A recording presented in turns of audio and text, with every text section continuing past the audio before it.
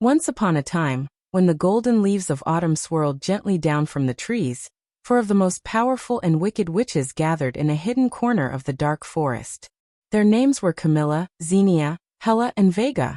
Perched beside them was their sly companion, a sharp-eyed owl whose gaze glowed red in the night.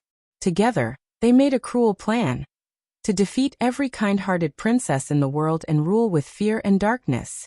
Far away, on a bright and peaceful morning, Rapunzel sat in the castle garden with her paintbrush, carefully painting the bright green watermelons growing under the sun. "These watermelons look so fresh, don't they, Clapsy?" She smiled at her little friend. "I bet they taste just as sweet." Clapsy giggled and went into the garden to taste one. But before she could take a bite, a shadow swept over her. A baby dragon named Drado landed in front of her, staring with sharp, glowing eyes. Startled, Clapsy slipped and tumbled straight into a watermelon. Rapunzel couldn't help laughing, though Drado didn't smile at all. Before they could say more, one of the watermelons Rapunzel had been painting began to tremble, then grow and grow, until it became as large as a house. The three stared in disbelief. "Did you see that?" Rapunzel whispered. "Let's go inside." They stepped through an opening and found themselves in a small, round room, its walls decorated with shimmering watermelon seeds. In the center lay a huge, glittering book. Rapunzel brushed the dust from the cover and read aloud. "To the princess who finds this book, guard it well. Here you will discover where the other princesses live. Someday you will need one another. When four princesses unite, their powers will be unstoppable against the darkness. Seek Cinderella first, then the rest. Remember, together, kind hearts are strongest." Rapunzel turned to Drado. "Find Cinderella. Tell her to meet under the lighthouse." Without a second thought, the little dragon soared into the sky. He soon met two clever mice named Mozzarella and Cheddar, and gave them Rapunzel's message. They rushed to Cinderella, who immediately set off toward the lighthouse. Along the way, she met a squirrel named Freckled. "Please tell Snow White to meet us too," Cinderella said. Snow White, hearing the message, spotted Ringo the seagull in the sky.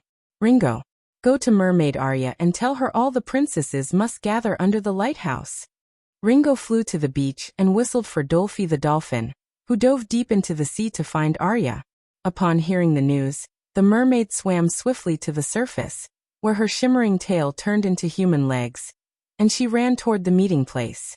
At last, under the glowing light of the tall lighthouse, the four princesses stood together for the first time.